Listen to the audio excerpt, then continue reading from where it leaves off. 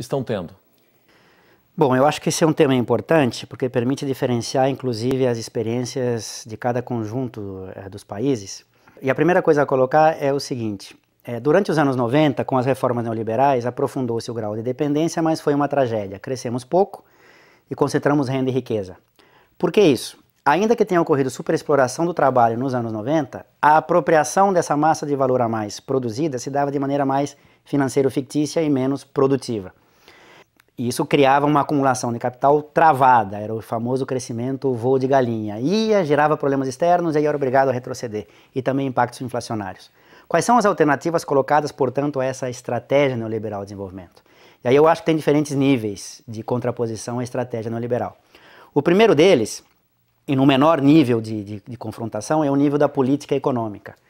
Ou seja, trata-se de inverter o mix de apropriação do capital, reduzindo a taxa de juros e aumentando a taxa de lucro do capital produtivo, para que com isso o capital seja implementado cada vez mais na produção, gerando emprego, crescimento e uma dinâmica interna.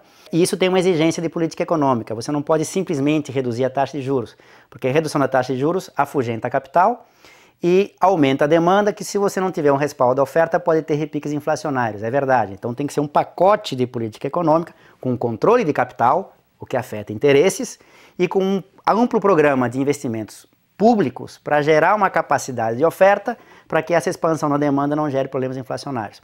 Então esse é o primeiro nível de confrontação.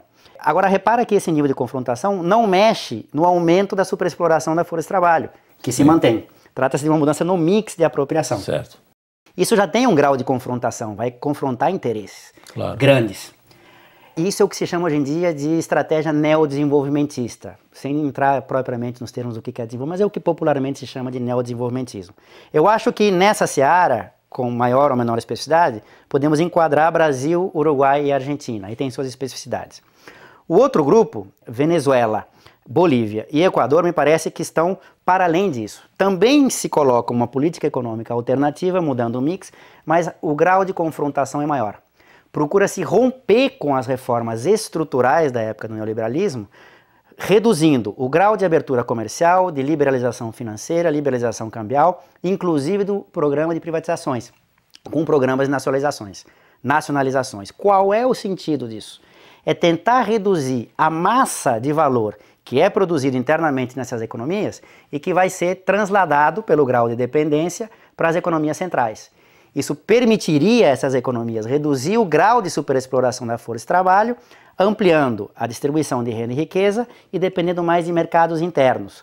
No caso do Brasil, um mercado interno brasileiro dá uma dinâmica de acumulação do capital. Economias menores, por exemplo, como Equador, Venezuela e Bolívia, que tem mercados internos menores, para eles a necessidade da integração regional, portanto com um mercado mais regional, é muito mais importante do que, por exemplo, para o Brasil. Muito bem, na linha do que o senhor já vem falando também, eu gostaria que o senhor explicitasse um conjunto de medidas econômicas, concretas, práticas, que poderia ser adotado, sob o seu ponto de vista, como alternativa à política econômica que nos mantém aí nesse eterno estágio de dependência. Eu acho que eu arriscaria um pouco mais, no sentido que aprofundaria o grau do caráter alternativo da estratégia de desenvolvimento. Evidentemente que uma outra política econômica é necessária, porque do jeito que está com essas taxas de juros, é impossível termos alguma dinâmica de crescimento interno. Agora, eu acho que meramente mudar o mix de política econômica também é pouco. Por quê? Porque se não mexermos no grau de dependência externa e, portanto, na necessidade de aumentar a exploração da força de trabalho, continuaremos tendo graus regressivos de concentração de renda e riqueza em uma região que já tem os maiores graus de desigualdade. Então me parece que uma estratégia alternativa, além de uma outra política econômica, necessitaria construir um marco estrutural onde eu tivesse uma redução do grau de exploração da força de trabalho, permitisse uma maior distribuição da renda e riqueza, criasse um mercado interno e uma dinâmica de acumulação de capital internamente essas economias de maneira regional. Isso dentro de uma alternativa capitalista, para além do que se discute de alternativas de socialismo do século XXI, que alguns países se colocam, enfim.